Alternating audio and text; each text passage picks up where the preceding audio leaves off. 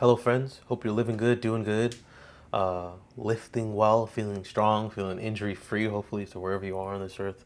Lately, I've been pretty injury free and I've been feeling pretty good about things. And I've been seeing a lot of results and progress come in my bodybuilding. And you can say right now, in this phase of my life and in this phase of bodybuilding, as far as it's gone historically recently, I've just been sort of charging on a high. I've been charging on all things are looking positive. You know, it's like when an airplane takes on, they hit that runway, they hit that jet speed, and then just lift off is just going well, and then they can just get to a sort of a cruising altitude. I've been feeling like that sort of in my body lately after much time of having injuries and feeling not like that. So for me, it's been a very long time since I felt well in my body, strong in my body, like I've been building muscle. And this feeling, I think, to anyone who has experienced sort of a building of their physique or changing of their physique constructively and things are going in a flow, it feels like one of the best up periods, one of the best high periods I think that life has to offer. And this is sort of the best part, in my opinion, of the package deal of committing and sacrificing your life to a lifestyle of fitness and a lifestyle of bodybuilding. And I think the reason why we go all in is because this is our favorite perk. The ascend up, the ascend of change, the transformation, the positive transformation of the work you put in is probably the best feeling that there is.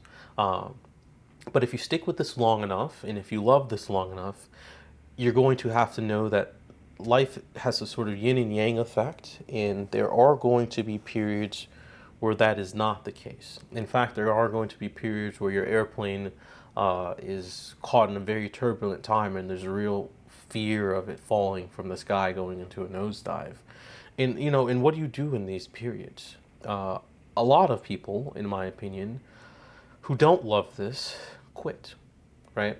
You see people go through interesting phases, I think. So I think there's first the innocent climb that we're taking off and we're building muscle and I'm transforming and I'm changing. And you see a lot of people who I think get into this, and what happens is that they no longer become innocent. They're aware that bad things can happen, that challenges can happen, that injuries can happen, that setbacks can happen, and it puts them into a valley, a sort of low. And we can sort of call this the valley of despair. And within that despair, it doesn't feel as good as it went when it was up, and therefore you don't like this anymore. And I would like to go and get that old feeling, and you change and you go into something else. I was having a conversation with a friend this morning, and a term that she used is that you find something in your life where it's going really well, and when it stops going really well, you quickly try to find a surrogate replacement for that. You want to find something, I like the way she put this, you want to find something that maybe is not as good and hot and heavy and hot as that passion that you had of building muscle and lifting and going up or whatever it may be you're doing. So you quickly just say, I'm going to do this, right? You quickly just fulfill a quick role just so you're not blank, just so you have nothing, just so you're no longer in despair. Now, this is a strange thing. It's a cover up, right? Because now, in some strange way, we can find ourselves quitting and never committing to anything. And no matter what we do in life, we've learned this from people who, are in sobriety programs and in recovering. They say that their life comes in cycles. So even if the thing changes, you'll find that, oh, I quit a lot. So this valley of despair, this low, and if anyone's going through a period of a low right now, I'm here to simply say that in life you have to take the highs and the lows. When I say that, I mean it sort of like this. I think at least every day when I get on my phone, I see a lot of people's highs. We all know the saying that social media is sort of like a highlight reel of people's lives.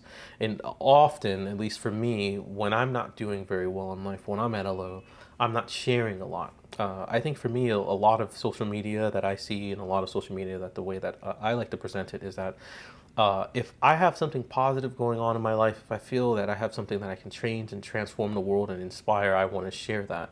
But oftentimes, when we're in our sort of lows, when we're in our valley of despairs, we contract, right? We kind of get into lower vibrations where we stop sharing with the world when we're not as open.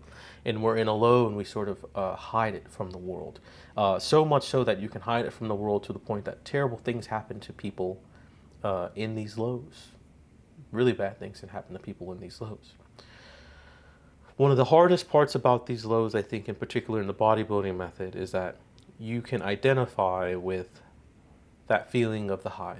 You can identify with the feeling of the stock market rallying upwards, the plane taking off smoothly.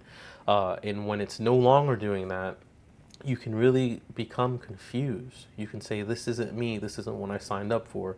I would like to go get something that's better. And so it leaves us sort of in a dilemma, right? If you really do love this thing, if you really do want to have a relationship with lifting weights and bodybuilding, you're guaranteed to have a high and a low, repeatedly over and over in life. And it seems like one of the best things that we can do is be more more more honest with ourselves, right? Be forth be more forthcoming in admitting that I am a person who experiences highs and I am a person who experiences the lows as well. And when the lows comes, I must sort of just embrace them. For in these lows, they have a seed of education. They have a seed of knowledge. It's very easy to want the going well. And it's very easy to have a thwarted relationship when it's no longer going well, right? It's like if you get with someone and you go on 10 great dates and it's going good and they're laughing good, but at some point you have to hit a turning point of challenge, a low comes, and you can break up, right? And sure, maybe this may be something that we do in serial dating culture, but this is not going to get you anywhere if we have this sort of same mindset when it comes to a passion and a commitment for something that's going to take us to give all of ourselves. If when a low comes, we just duck out. So these lows, how do we embrace them? How do we get closer to them? How do we sustain in them? The kind of approach that I take for these lows is more of a spiritual approach, right? Less of a practical approach. The first time I heard about these lows, this idea of lows, was many years ago when I first read about this idea of Zen Buddhism. Buddhism is just a general practice. It's an offshoot of Hinduism, right? There's this guy, the Buddha, which means the enlightened one, which means that he tried out all these religions, he tried out all these things, he tried out all these ways, and he basically came and he spit out with this new idea of life that was more of a way of thinking, less of a religion. And within that, there's these four tenets called the Four Noble Truths. And they're all based around this one concept, which is suffering. Buddha goes on to basically say that life is suffering, that all of life is suffering, that if you get attached to something, that if you say, I love the highs, just by the simple virtue of me loving the highs, I will also have created, simply in that attachment to loving the highs, a hatred equal opposite to the low. What the Buddha is basically saying is, suffering is only created in our attachment to things, right?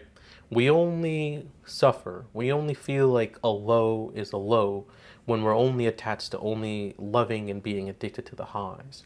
I think sometimes we can perceive people on the internet, we can perceive people's lives online, and we can say, if I'm not in a high, if things aren't going well, something's wrong with me. But I would argue that it is in fact the opposite. If something is going wrong with you, that is what life is. All of life is suffering, and Buddha comes out to say that the good news is that there is freedom from suffering. There is this concept of how to be free from suffering. We see the same concept, right, in Christianity, where Jesus' whole concept is to go up and sort of suffer on this cross, and dealing with people on a day-to-day basis. You're going to have to get slapped in the face and turn the other cheek and let them slap you in the face. Getting on the cross and letting people kill you for a crime you didn't commit, right? So these deeply spiritual religions, we see this idea of suffering as a necessity, as a sort of part of it. And suffering, the lows, from a Christian perspective, from a Buddhist perspective, is something that we should be proud of. If we are so lucky in these spiritual teachings to get a low, to get to get groveling, to be in a valley, so to speak, we're being hand chosen, we can say, so to speak, by a universe to be taught a unique and customized lesson. Now, bad things can happen to you, and there are there's damage that can be permanent and irreversible. I'm not lauding that bad things should happen to us and we get scarred, and those scars are something that are necessarily good things. What is good about it is you will get damaged and there will be a scar, and you will feel like I'm not as strong as I was, or you will feel like I'm not as good as I was, or I don't build muscle or when I was. But there is a lesson in there that is golden, right? All suffering comes in a package deal. All lows comes in a package deal. All the wrong things come in a package deal. I used to have this coach in college. I ran track in college as a kid, and he would say, "A setback is a setup for a comeback." And I just love that. And it really, I could have just said that and the whole video would have been over. But it really encompasses what I'm trying to say here, is that whenever you feel setback, whenever you feel low, this is, I'm just going to use the word, the supreme meaning, the supreme director, the supreme chemistry of the universe, God, whatever you want to call it, teaching you something and setting you up and preparing you for your next high in life. Think about the first high of your bodybuilding. Think about the first run of whatever you did, whatever you loved it, whenever you were ignorantly in love and you did a run off of that. Before you found this thing, before you were attached to this thing, before you knew who you were, who were you? Were you this person that only defined yourself as, I like my life when it's going good? You didn't even have this thing. This thing didn't even exist. You were wholly you and wholly complete without it. So I guess the point I'm basically trying to make is sometimes the lows will come and you will feel that you're living a life with despair, that I don't have my favorite thing, that I'm suffering without my favorite thing. But there's good news. It is in the suffering where it's sort of the recipe. The suffering is sort of the grocery shopping. It's sort of the chopping up the vegetables. It's the preparing of the broth. It's getting everything ready to make one big next soup of success. Terrible analogy, but that's essentially where I'm coming from with this. Preparation comes in your lows. Your next high, your next great thing, it will come in your low. For every high, there is a low. Life is all balanced. So to only see yourself as doing good, or to only see yourself as a reflection of doing good when it's up, is false. You have to see yourself as doing great, as I'm a student and I'm getting through it when it's low. Not sexy, it doesn't feel good, it doesn't feel that way, but there is deep and significant meaning within the low. No different than there is deep and significant meaning in when it's going well and when it's going in at least the direction that you predict or would like it to go. So take up your cross and suffer. Go the extra mile and suffer. Be present and embrace and have acceptance, have submission, whatever sort of spiritual tool you need to tell yourself in your consciousness to get it in your frontal lobe that your lows are part of it just as equally as your highs are part of it. There is no partisan effort in this. Your life is one life. There is no good times, bad times. There are times, and they both support each other in sort of a yin-yang fashion. So if you're in a low, take your low. Embrace your low and accept your low. For it is your low, for it is your customizable lesson. And the further you run from it, the more it's just going to come back and cycle and haunt you forever. So in this life, we must all take the highs and the lows. Okay, that feels good. That's all I got for today. Okay, thank you guys for watching. I appreciate you watching these, and I really appreciate the comments and the discourse and the dialogue that I've been getting from these. I'm just turning on a camera and speaking. It's quite powerful. Okay, like the video if you liked the video. Please leave a comment. I'd like to hear more from all of you. In life, you got to take the highs and the lows. Of course, I got to talk about coaching, as I always do in these videos. Right now, I have a roster, and I do have some space on my roster. I have some clients in high periods. I have some client in low periods.